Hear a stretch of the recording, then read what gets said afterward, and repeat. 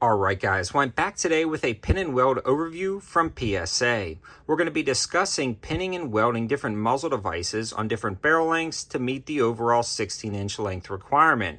We're going to be talking about why you would want to do something like this, the wide variety of options that Palmetto State offers, as well as kind of talk about the different tiers and levels of PSA ARs and jackals that offer the pin and weld muzzle device option.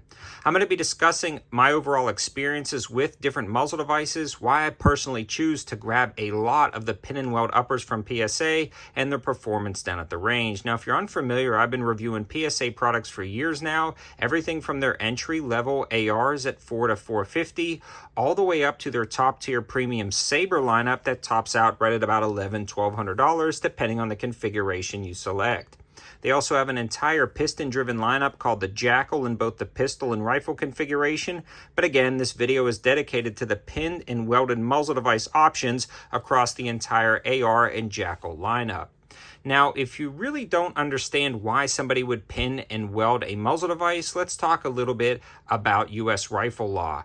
If you have a rifle, the barrel cannot be shorter than 16 inches or it's considered an SBR. Now, you can have an AR pistol with a barrel shorter than that, but it has to have a straight buffer tube, some type of piston-driven system with no stock, or it can have some type of brace depending on how the ATF is feeling that day.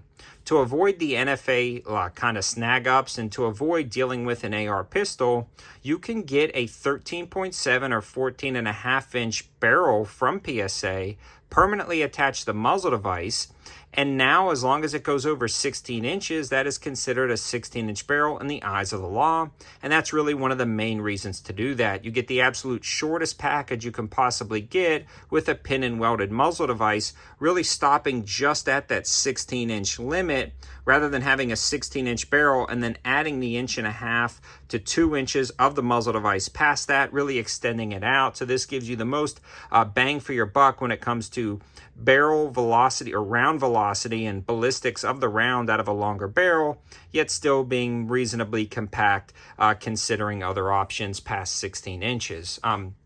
Let's talk a little bit about the different offerings from PSA, and then we'll also talk about the different muzzle device offerings.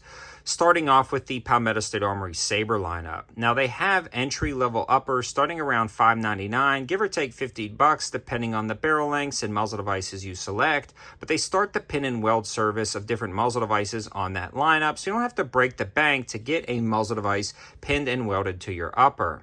The other thing is they also offer that service, the pin and weld muzzle device options, through the Saber lineup, even some of their more premium options, or especially some of the more premium options, featuring the Geisley rails, Geisley gas blocks, and FN barrels that you see here.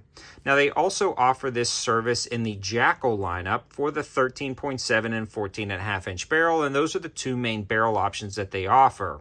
Whether it be a 223 Wild barrel, the in-house 556 barrel, or the FN Cold Hammer Forge barrel, they have a pin and weld option in almost every single level of complete upper assemblies, from the Saber lineup and Jackal lineup, all the way from, like I said, about $599, give or take $100, all the way up to the more premium Geisley rail options, and everything in between, like their Saber rail options right here. In this part of the video, I want to discuss the different muzzle device options and which ones I've been personally using on the channel. The muzzle device options that they pin and weld to their different uppers are the Chemos. So the Chemos and the Key Micros, either the brakes or the flash hiders as you see here, and they work with the Chemo mounting system. The next one is the Silencer Co. ASR. Then the next one is the AAC 51 tooth, which you see here, and I've got a few of those as well. They also pin and weld the Surefire War Comp, which is good for the Surefire cans.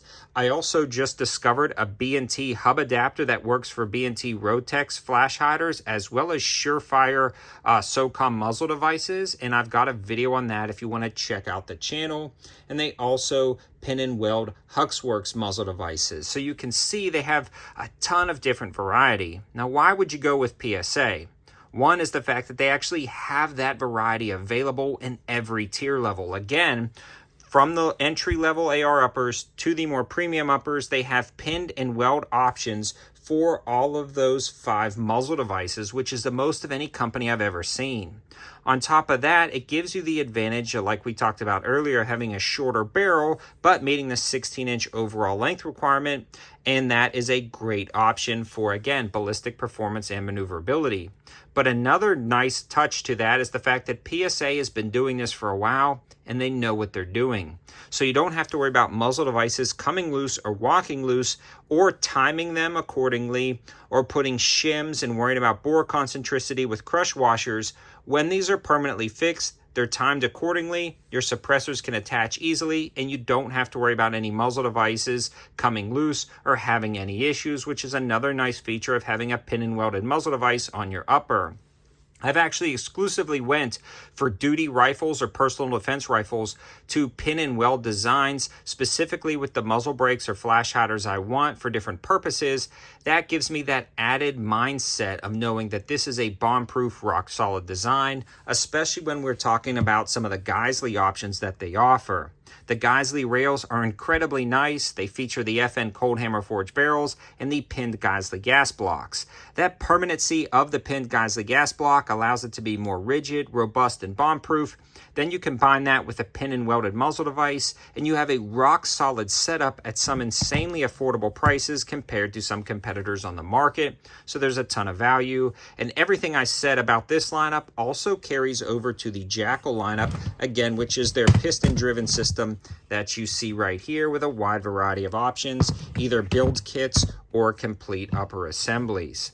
The other thing I want to mention is the performance of these down at the range are great. No issues with any of the pin and weld jobs on any of the setups I've ever used.